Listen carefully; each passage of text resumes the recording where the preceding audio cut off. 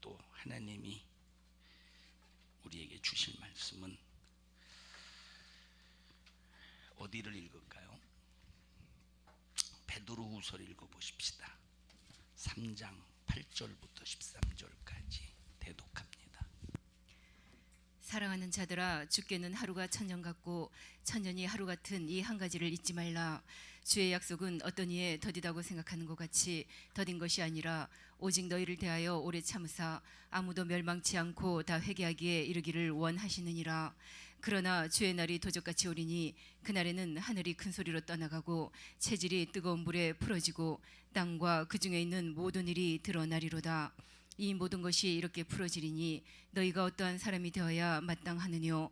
거룩한 행실과 경건함으로 하나님의 날이 임하기를 바라보고 간절히 사모하라.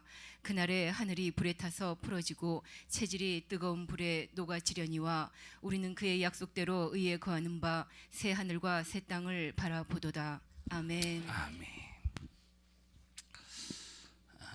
우리가 교회 다니는 사람들을 보면 이제 세 부류로 구분한다고 그랬어요. 교인과 신자와 그 다음에 성도로 구분됩니다. 하나님의 자녀로 거듭난 사람, 성도는 성령의 인침을 받아서 예수님의 신부인 사람, 신랑 되신 예수님의 신부인 사람. 우리의 신앙생활은 처음에 교회 다니는 사람에서부터 성도로 반드시 영적인 성장을 가져와야 됩니다. 응애 하고 태어나는 순간 젖먹이로 태어납니다. 만약에 태어나서 80년 동안 우유만 먹고 산다면 이건 보통 심각한 문제가 아니죠. 처음에는 젖을 먹고 나중에는 그 다음에는 부드러운 음식을 먹고, 그래서 엄마가 씹어서 이렇게 또 주기도 하고, 부드러운 음식을 준 다음에 어느 정도 딱딱한 음식, 그러다가 매운 것도 주고, 여러 가지 이제 음식을 나중에 성장하면서부터 소화 기능이 발전해서 어떤 음식을 먹을지라도 다 감당할 수가 있습니다. 우리의 믿음도 이와 같이 영적으로 반드시 성장을 가져와야 돼요. 성장을 가져보지 못하면 기형합니다. 우리 산성중앙교회 성도들은 여기에 절대 머무르지 마. 교회는 반드시 지옥 갈 수밖에 없다. 교회를 왔다 갔다 하는 사람, 이건 믿음으로 다니는 사람이 아니니까 그냥 교회 종교생활하는 사람이에요. 여러분, 불교인들 종교생활하죠.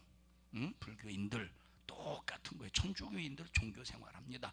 똑같은 거예요. 교회는 다니면서 믿음으로 다니는 게 그 믿음 같은데 하나의 외식에, 하나의 형식에 치우치면서 누구를 드러내느냐? 자기중심이야. 이건 교인에 불과해요. 절대 천국 갈 수가 없습니다.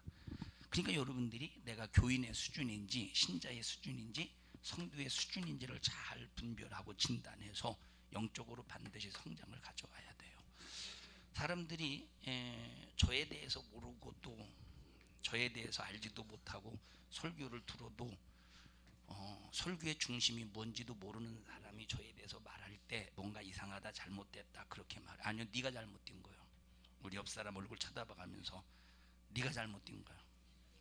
그렇게 말하는 네가 잘못된 거예요. 왜? 산성중앙교회 강단에서의 설교의 중심은 성도로 만들어져 가는 거예요. 성도로 만들어져 가자는 거예요. 성도로 만들어져 가자는 거예요. 커피 공장에 가보면, 한 번도 안 가봤어요. 그럴 것 같아. 커피 공장에 가보면 이제 일회용 커피, 일회용 커피를 만든다고 해봅시다. 일회용 커피. 그러면 믹스 이거 맞아요? 그러면 일회용 커피를 만들 때 믹스만 만들어요? 아니면 블랙도 만들어요? 아니면 설탕과 커피 있는 것만 만들어요? 골고루 만들잖아요, 그죠? 교회도 마찬가지요. 교회도 한국 오늘날 교회도 교인만 있는 교인, 교인만 만들어내는 교회, 신자만 만들어내는 교회, 어떤 교회는 성도로 만들어가는 교회. 성도로 만들어가는 교회는 요 세 종류가 있겠죠, 그죠? 성도로 만들어가는 교회는 교인도 있고 신자도 있고 성도도 있을 것이다 이 말이에요. 교인만 만들어지는, 이건 교인은 만들어지는 게 아니지 그냥 교회는 왔다 갔다 하지. 이런 교회는 누구만 있겠어요? 거의 교인만 있겠죠. 신자만 만드는 성도는 어떤 부류만 있겠어요? 신자만 있겠어요? 교인도 있겠지. 교인도 있고 신자도 있겠죠. 자, 그런데 교인만 있는 교회는 신자가 있는 교회를 이해 못해요. 신자가 있는 교회는, 신자 이상 없는 교회는, 신자 이상 수준을 벗어나지 못하는 교회는 성도를 만들어내는 그 교회를 이해를 못해요. 우리 산성중앙교회는 전 세계 사람들이, 믿는다고 하는 사람들이, 교회 다니는 사람들이 우리 산성중앙교회에 대해서 절대 이해하지를 못할지라도 우리 교회는 성도를 만들어내는 교회가 되고 여러분은 꼭 성도로 만들어지기를 바랍니다. 그래서 우리 입에서 어떤 설교를 들어도 너무한다 하지 말고 뭐라고 말해야 돼요? 감사하다. 그래서 지금까지 여러분들이 오늘까지 몇 시간째예요? 지금 신자와 성도에 관해서 설교하는 것이 10번째 시간입니다. 10번째 시간. 오늘 10번째 시간을 이제 설교하면서 교인은 어떤 부류고 신자는 어떤 부류고 성도는 어떤 부류인가에 대해서 10시간 정도 말했다고 하는 것은 얼마만큼 성경이 이렇게 신자와 성도와 교인을 구분해 주고 있는가를 여러분들이 잘 분별하자 이 말입니다. 여러분, 공평이라고 하는 게 뭘까요? 공평의 뜻이 뭐예요? 공평? 공평. 여러분, 하나님은 공평하시다고 그러잖아요. 그죠? 하나님은 공평하신 하나님이. 공평이 뭘까요? 공평이 뭘까요? 이현아 권사님, 공평이 뭐라고 생각하세요? 나한테 그런 걸 물어본다고 내가 대답할 줄 아나? 공평이 뭐라고 생각하세요? 에? 공평이 뭐라고 생각하세요? 평등한 거. 그럼 평등한 게 뭐예요? 공평. 자, 우리가 공평의 개념을 잘 이해해야 돼요. 공평의 개념을 잘못 이해하면 사회주의가 됩니다. 근데 기독교의 공평은 절대 사회주의적인 개념 속에서 공평이 아님을 알아야 돼요. 오늘날 한국의 인권 운동은 이제 한국의 인권 운동가, 인권 운동이라고 그러나? 인권 운동이라고 그러나요? 인권 운동가, 한국의 인권 운동가에 이들은 모든 사람에게 인권이 있기 때문에 다 공평해야 된다는 거예요. 근데 이들의 공평은 상당히 위험한 발상이에요. 겉으로 볼 때는 이 인권운동이 대단하게 인간을 위해서 무엇인가, 인간의 어떤 평등을 위해서 외치고 주장하는 것 같은데, 한국에서 말하는 인권운동은 이 공평의 파괴의 인권이 오히려 공평을 파괴하는, 오히려 평등을 파괴하는 인권이요. 자, 이 공평 속에는 반드시 뭐가 있어야 되냐면 질서가 있어야 돼. 반드시 규칙이 있어야 돼. 반드시 법이 있어야 돼. 이 공평 속에는 질서와 규칙과 법이 있어야 되는데, 자, 예를 들어 보십시다. 예를 들어서 이제 공평이라고 말할 때 예를 들어 보세요. 열심히 하는 사람과 열심히 하지 않는 사람과 공평하게 만약에 대해 보십시오. 이게 공평입니까? 그건 공평이야. 오히려 그것은 불공평이요. 오히려 그것은 불평등이에요. 자, 나는 하루에 사보로 땅을 100삽을 팠어요. 100삽을. 근데 주성이는 하루에 땅을 10삽을 팠어. 아주 놀어 그냥. 나는 열심히 삽을 팠어요. 막 삽을 팠어요. 열심히 삽을 팠어요. 삽질도 요령이 있잖아요. 막 열심히 막 땀 흘려가면서. 그래서 100삽의 효과를 냈어요.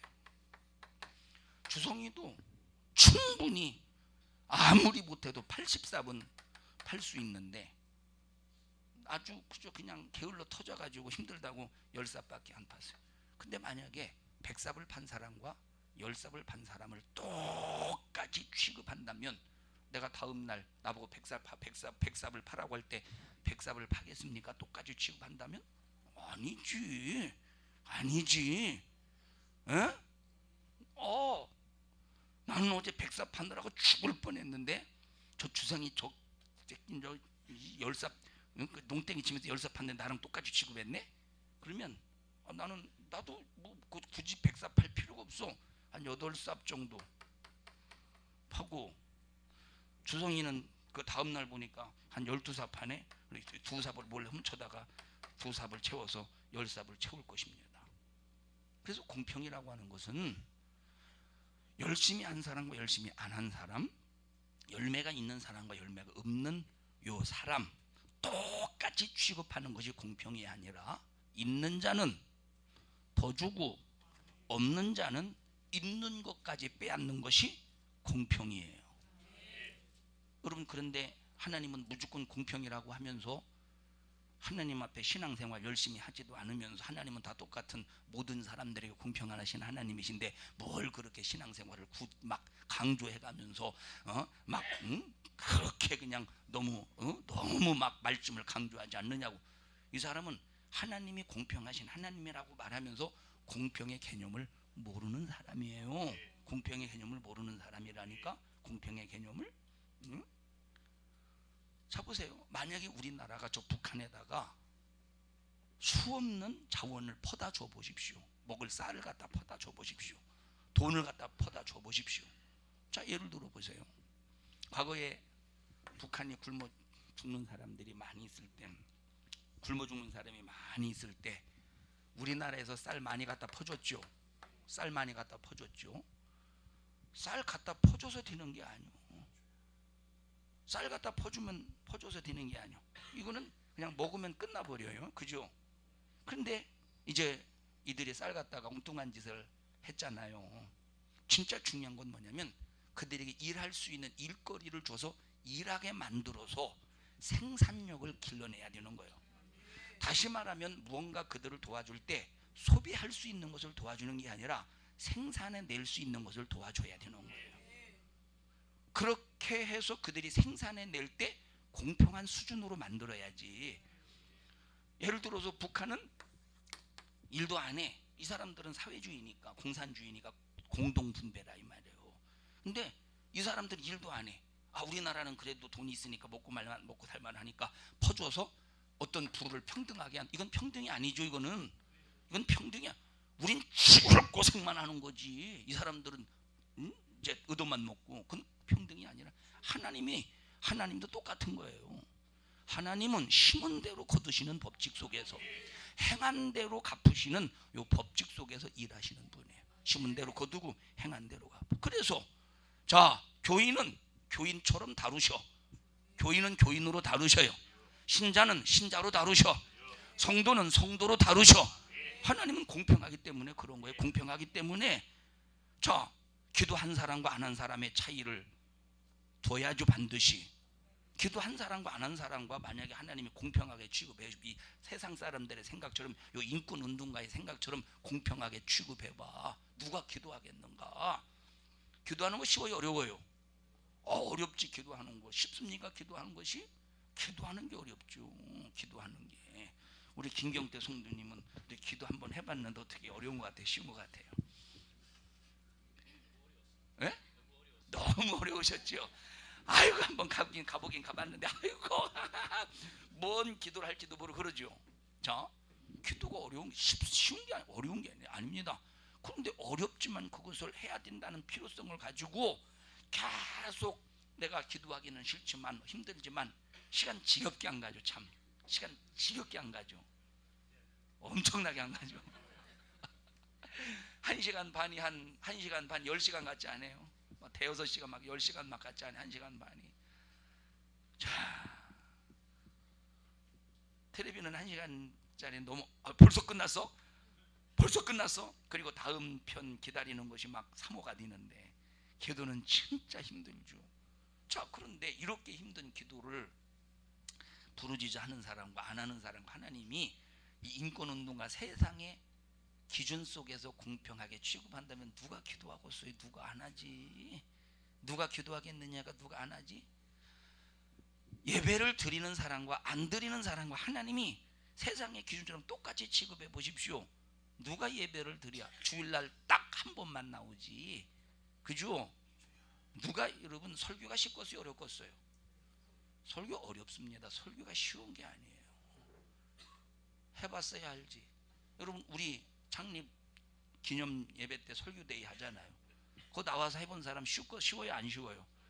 그거 한 번 5분 하는 것도 막 진땀 나가지고 막 긴장해가지고 5분 하는 것도 긴장해서 막. 그런데 만약에 하루에 주일날 같은 경우 주일 1부, 2부, 3부, 주일 저녁 그 새벽 예배, 3일 예배, 금요 예배, 목요 성경 공부 설교한다고 생각해 보지. 그게 쉽겠는가? 만약에 제가 원고를 가지고 설교한다면 어려울 것도, 준비하느라고는 힘들 겁니다. 원고로 설교한다면 준비하느라고는 힘들 겁니다. 그런데 딱 서가지고 원고 설교는 길게 할 필요가 없어. 딱 15분 아니면 15분 아니면 20분 아니면 15분 그 안에 딱 끝나면 되는 거예요. 원고 설교는. 그런데 원고 설교가 아니라, 원고는 이렇게 준비가 되어 있지만 하나님께서 어느 때는 설교하기 전에 단어를 생각나게, 오늘과 지금도 이 공평 일남선교회가 특송할 때 여기 앉아서 딱 하나님이 주신 단어가 공평이었어요. 그럼 공평이 도대체 뭐냐 하면서 하나님이 어떤 때는 이렇게 설교하기 전에 공평이라는 단어, 이런 단어를 주셔서 하나님의 말씀을 풀어가게 하죠. 그 다음에는 생각이 없어. 그냥 공평이라는 단어 하나만 줘요. 그래서 칠판에 딱 공평이라는 단어를 쓰고 풀어나가기 시작하는 거예요. 자, 오늘날 사람들이 하나님은 공평의 하나님이라니까 자기 자신은 기도도 안 하고 예배도 안 드리고 아무렇게나 살면서도 다른 사람과, 신앙생활 열심히 하는 사람과 똑같이 내게 공평하게 상대하신다, 이런 잘못된 착각을 우리는 빨리 버리고, 기도 안 하는 사람에게는 응답이 없어요. 기도하는 사람에게 응답이 있어요. 예배 안 드리는 사람에게는 하나님이 안 만나 주셔요. 예배 드리는 사람을 하나님이 만나 주셔요. 충성하는 사람에게 면류관이 있는 거예요. 충성 안 하는 사람에게는 면류관이 없는 거예요.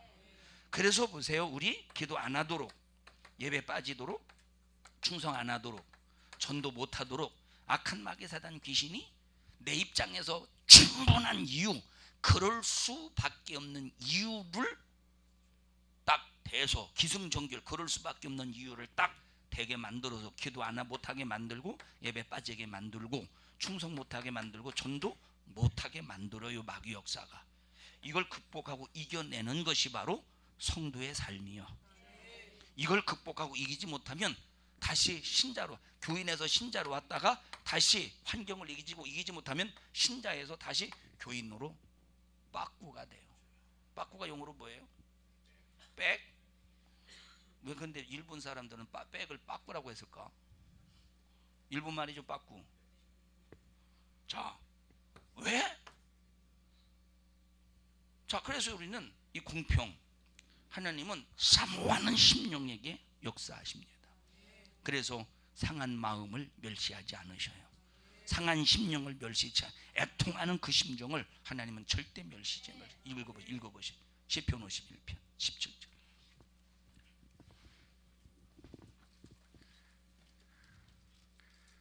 시편 51편 17절. 하나님의 구하시는 제사는 상한 심령이라. 하나님이여 상하고 통해하는 마음을 주께서 멸시치 아니하시리이다. 하나님이 우리의 마음을 언제 받으시냐면, 통해하고 상한 심령을 가지고 하나님 앞에 나올 때 하나님이 그 마음을 받아주신다는 거예요. 통해하는 마음, 사모하는 마음. 그럼 여러분들이 신앙생활할 때, 교회 나올 때, 하나님을 찾을 때 통해하는 마음, 사모하는 마음으로 하나님을 찾으십니까? 어? 병현아, 너 하나님을 찾을 때 사모하는 마음, 통해하는 마음으로 찾아? 애절하고 진실한 마음으로 찾아? 그러니까 근데 네가 이제 교회를 다니는 사람이니까 나온 거지. 막 사모되고 애절하고 진실함 속에서 하나님을 내가 찾지 않으면 안 된다는 절박함 속에서 하나님을 찾냐? 아니죠. 자, 그런데 보세요. 하나님은 누구를 찾으시느냐면 상한 심령을 가지고 애통하는 그 마음을 가지고 하나님을 찾는 자들을 만나 주신대요. 만나 주신대. 근데 오늘 병현이 보고 병현아 너 신앙생활 잘하냐? 아까 청년부 예배 나와서 신앙생활 잘하냐? 그랬더니 잘한디야. 상한 심령이 없는데 그게 무슨 신앙생활 잘하는 거예요? 상한 심령이 있어야 하나님이 찾아준대. 그럼 예배를 어떤 마음으로 드려야 됩니까? 상한 심령, 애통하는 마음으로 예배를 드려야 된다는 거예요. 상한 심령, 애통하는 마음으로 예배를 드려야 된다는 거예요. 자, 5명의 자식이 있어요. 5명의 자식이. 5명의 자식 자녀라고 하십시다. 5명의 자녀가 있어요. 자, 5명의 자녀가 있다고 할지라도 말 잘 듣는 자녀가 있죠. 말 잘 듣는. 아니 자녀도 없으면서 어떻게 그렇게 그렇게 있죠? 네, 말 잘 듣는. 말 잘 듣는 자녀였어요. 더럽게 안 듣는 자녀였어요. 뺀질거리는 자녀였었어요. 중간 정도? 내가 생각하기에는 뺀질거리지도 않고 말 안 듣는 것도 아닌 것 같아. 그죠? 그래서 이 말은 뭐냐면 예를 들어서 야 남기야 이것 좀 해라. 예 해야지요. 말은 해놓고 안 하는 거야. 그런 아니에요? 그런 부분이요? 그런 부분 그렇진 않아요? 말도 하고 행동도 하고. 다행이네요. 갑자기 왜 믿어도 되나요? 당신의 마음을 막 이런 말이 떠오르지. 5명의 자녀가 있는데 다 똑같은 마음이 가는 게 아니잖아요. 5명의 자녀, 자기 뱃속에서 난 자식이라고 해도 다 똑같이 가는 게 아니잖아요. 그죠? 똑같이 가는. 그래도 무엇인가 막 부모의 심정을 알아주고 부모의 마음을 알아주는 자식에게 부모의 마음이 더 깊게 사랑스럽게 가듯이 하나님도 교인에게 가는 마음과 신자에게 가는 마음과 성도의 수준에 있는 사람에게 가는 마음이 다르다 이 말입니다. 벌써 이 성도로 딱 만들어져서 성도의 수준에 있는 사람을 향한 하나님의 마음, 이 사람들을 향한 하나님의 마음은 이미 하나님이 딱 믿음이 되셔서 하나님의 딱 믿음이 되셔서 하나님께서 아낌없이 지원을 해주셔요. 네가 구하지 않은 것도 내가 너의 필요에 따라서 채워줄게. 이것이 바로 성도의 믿음을 가지고 있는 사람의 수준 속에서 하나님의 거래가 이루어지는 거예요. 네가 구하지 않은 것까지 너의 필요에 따라서 내가 줄게. 이게 성도의 수준이요. 신자는 구해야 주는 거예요. 이해하시나요? 그래서 우리가 얼마나 교인에서 신자로 신자에서 성도로 만들어져 가야 되는가. 여러분 공평에 대해서 절대 오해하지 마세요. 공평에 대해서 절대 오해하지 마셔요. 열심히 있는 사람과 열심히 없는 사람 하나님이 반드시 차이를 둡니다. 믿음이 없는 사람과 믿음이 있는 사람 하나님이 차이를 두셔요. 믿음이 없으면 하나님을 기쁘시게 할 수가 없대. 하나님은 누구를 찾으시느냐? 하나님은 자 읽어보세요. 믿음이 없으면 하나님 믿음이 없이는 기쁘시게 못하시나니 하나님께 나아가는 자는 반드시 그가 계신 것과 또한 그가 자기를 찾는 자들에게 상 주시는 이심을 믿어야 할지니라. 자, 믿음이 있는 사람과 없는 사람의 차이가 뭐냐면 믿음이 있는 사람은 하나님을 기쁘시게 해드린대. 믿음이 없는 사람은 하나님을 기쁘시게 못한대. 하나님은 자기를 찾는 자들에게 상 주신다는 사실을 믿는 사람이 믿음을 가지고 주님의 심정을 헤아려 열심을 내면 하나님이 그 사람에게 상을 베풀어 주신대요. 그러니까 신앙생활도 개떡같이 하는 사람이잖아요. 개떡같이 하는 사람. 신앙생활도 개떡같이 하는 사람이 공평을 주장한다니까. 하나님은 공평해 하는데 왜 이렇게 고대원이 저 목사는 그렇게 강조하느냐고, 말씀을 그렇게 강조하냐고. 이런 사람일수록 네 믿음이 어떤 믿음이요? 개떡같은 믿음이라고 봐야 돼요. 응? 왜 그렇게 그냥 기도 강조하고 왜 그렇게 예배 강조하고 왜 그렇게 11조 강조하는지 모르겠네. 이렇게 만약에 말한다면 그렇게 말하는 사람의 믿음이 어떤 수준이에요? 개떡같은 믿음이요. 야 다혜야, 너는 왜 아까 안 왔냐? 도대체 뭐 때문에? 그리고 졸린 눈을 가지고 있으면 어떻게 해 지금 이 시간에? 어? 제가 왜 그런데요? 박성숙 권사님, 제가 왜 저렇게 났어? 오늘 예배도 안 나오게. 응? 너 왜 그렇게 산다니?